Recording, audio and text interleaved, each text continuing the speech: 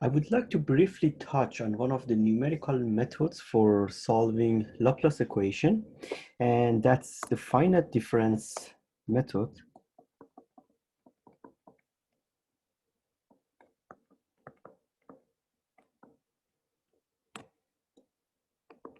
This is finite difference scheme for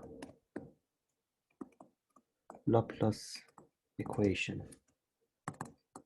You have Laplacian of temperature is 0. So we have the Laplace equation for, let's say, x and y direction.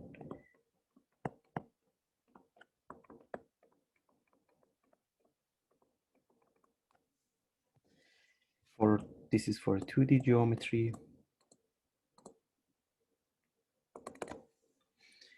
The way that we are going to work on the finite difference scheme. So let's say you have this 2D geometry. So let's assume this is the geometry that we are going to find out the heat conduction. The first part that we do is we split up and make a collection of temperature nodes. So we split up the domain.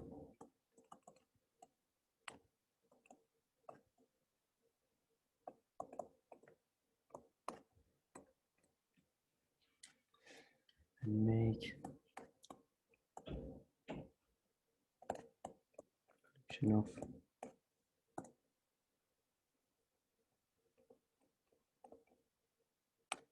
temperature nodes.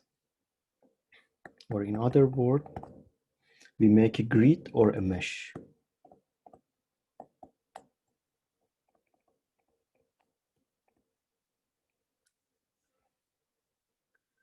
Let's say, I'm just going to select a part of that.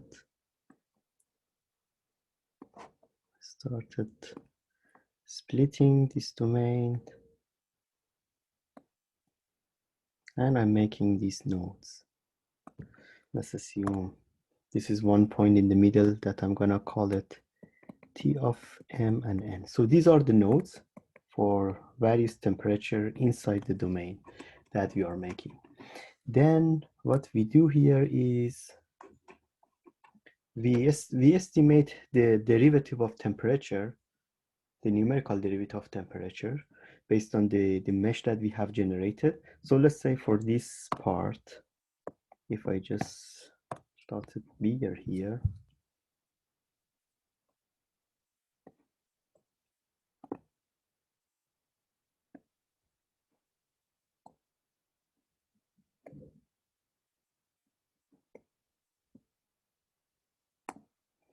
and I label them. So this is T of M and N.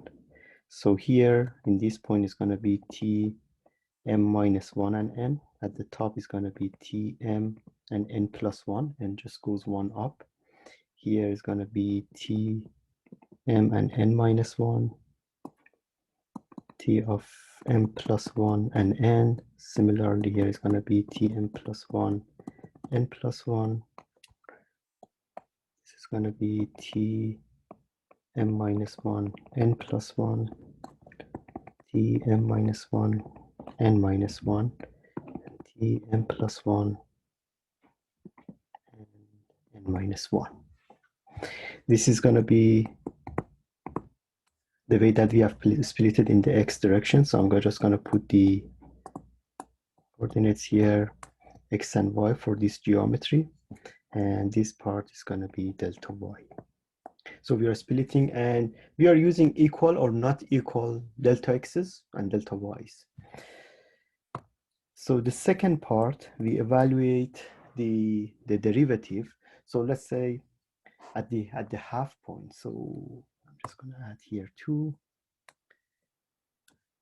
The derivative are going to be derivative of temperature are going to represent flux. So there are flux that's getting into this node and out from this node. So I'm defining this mesh at the, or this point at the half point, okay? So this is going to be point M minus 2 and N, and this is going to be the point M plus half and N, okay? And similarly, I can define at the middle of between the two nodes that I have. So numerically, I can find out dt dx at the point m plus 1 and half and n. So the temperature gradient exactly at this point that I'm going to find out, and it's going to be the difference between the temperature that I have on both sides of that divided by delta x simply. So this is approximately, if you use the Taylor expansion or Taylor series, you're going to get Tm plus 1 and n minus Tm and n divided by delta x. Okay, and we can find out dt dx at m minus half and n, which is going to be T m and n minus T m minus 1 and n divided by delta x. And having the derivative at these two data points, m minus half and n and m plus half and n, then we can find out the second order derivative at the point m and n. So I can find out d2 dx2 is going to be dt dx at m plus half and n minus dt dx divided by delta x. So if we do the replacement, x2 is going to be Tm1n minus Tm and n divided by delta x minus Tm and n minus Tm minus 1 and n by delta x divided by delta x. So this one, if you do the math here, what you're gonna get is Tm plus 1 and n minus 2 Tm and n plus Tm minus 1 and n divided by delta x squared. And similarly, we can find,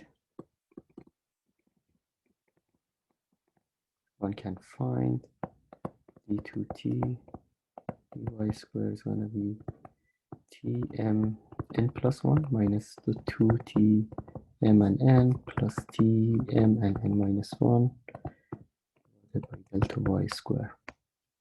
Now, if we use square type grids that using, just for simplifying, it's not really necessary conditions, but for the sake of brevity here, let's assume delta x are equal. So we get here from the Laplace equation, which is d2t dx squared plus what we are going to have here, Tm plus 1n plus minus 2 Tm and n Tm minus 1n plus T 1 minus 2 n minus 1 divided by delta x squared is going to be 0. So when we're simplifying this one,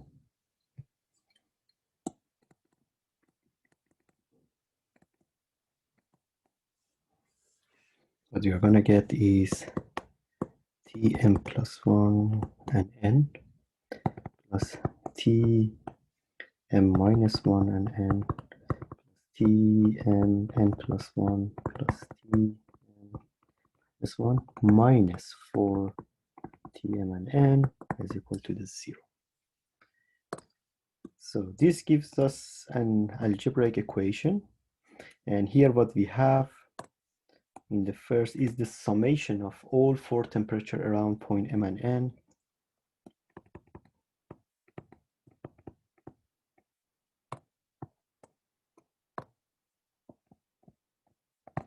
Temperature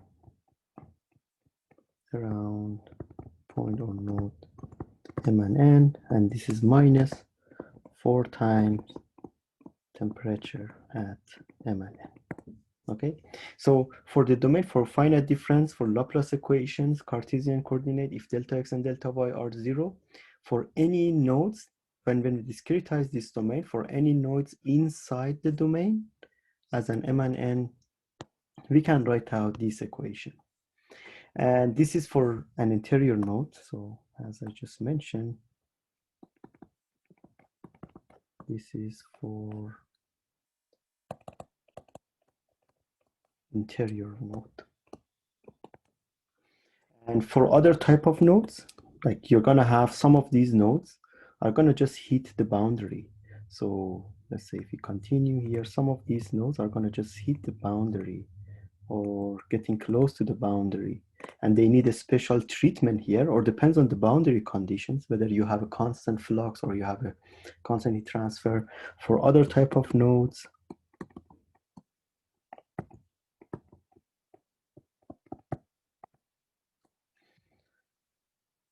we can exactly start from the beginning and ended up with a similar expressions that we have here, but the text has a summary. So see equations.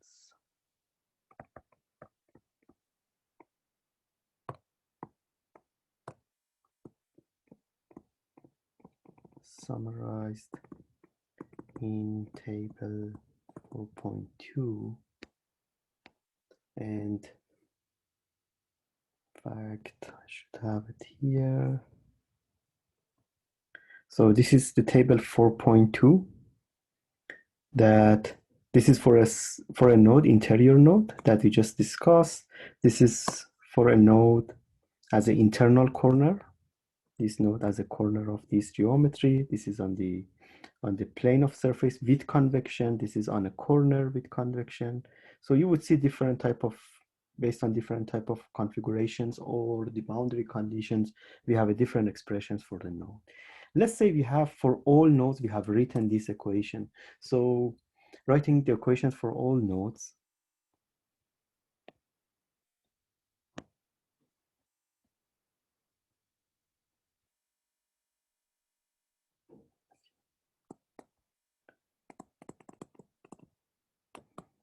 writing these equations for all nodes, what we are going to end up is, let's say you have started discretizing your domain, and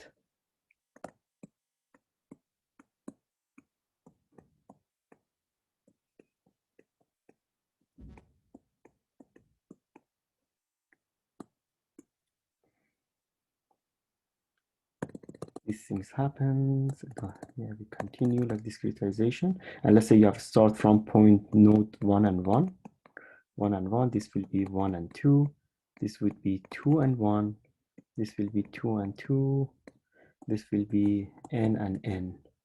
If we assume we are just dividing the domain in an equal number, or it could be n and m or n and p, depends on the number of nodes in the y, x, and y direction. This is x, this is y. So this is for a simplified case.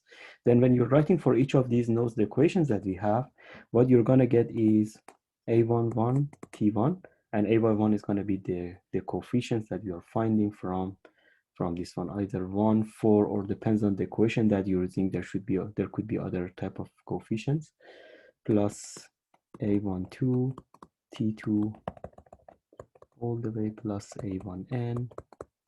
Tn is going to be, oops, not 0, c1.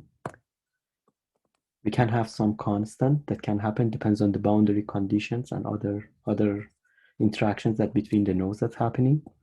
a21, t2, a22, and tn is going to be cn. And if you write the equation all the way to an1, t1,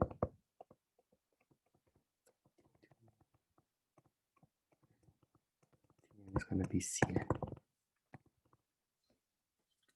All the way down, you're going to get a system of equations here.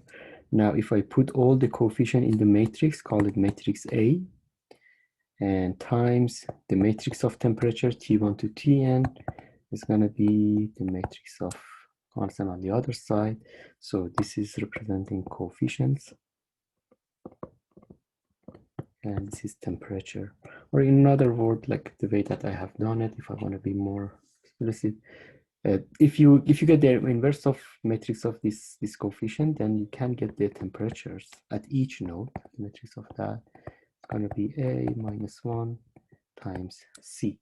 So easily you can get the temperature at each single node. Remember, this T is the matrix of temperature, so it gives us temperature T1, T2, T3 to Tn to the temperature, the matrix of that A11, A12, A1n, all the way ANN, AN1, AN2, matrix of that, and this is C1, Cn. Then once we get, so from here we can find out T. When we have T, we can get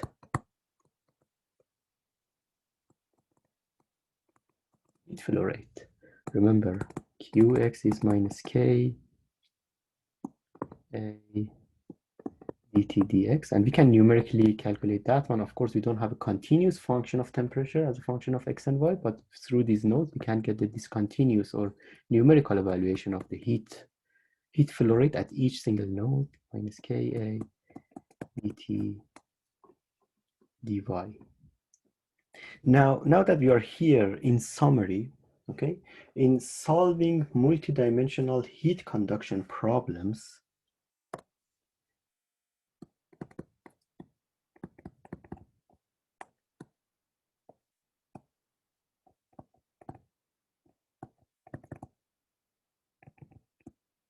dimensional 2D or 3D, heat conduction problems. First, try to see whether you can simplify the problem into 1D, if possible, okay? So the first one, try to make 2D or 3D into 1D, okay? If possible, huh? For example, for a long cylinder,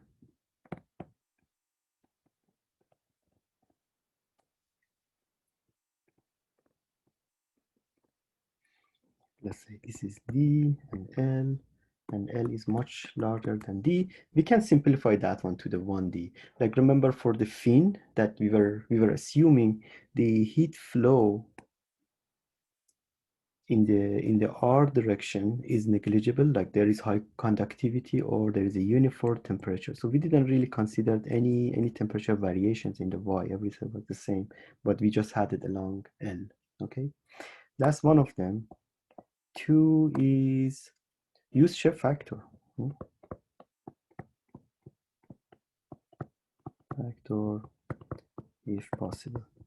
Of course, shape factor is not given for all geometries, but for some of geometries, you have a table, you can find shape factor and it gives you a quick approximate estimation of what is the heat flow rate.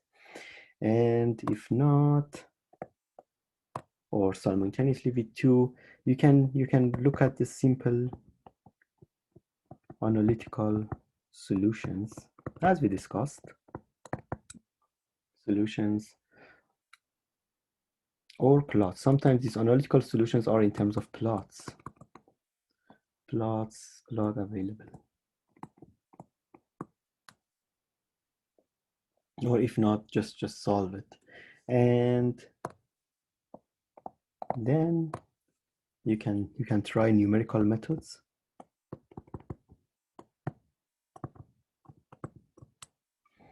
Which gives you an approximation. And using a numerical, we can solve almost any problem. within the realm of heat transfer and this course. Of course, we just talked about finite difference scheme, but there are many other numerical methods that can be applied, including finite element, finite volume, that we didn't discuss here.